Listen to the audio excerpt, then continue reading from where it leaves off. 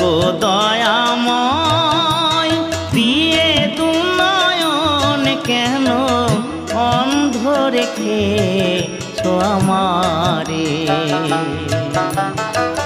তুমি যে বিশ্বময় বিরাজ করো দয়াময়, তবু আমি এমন অভাগা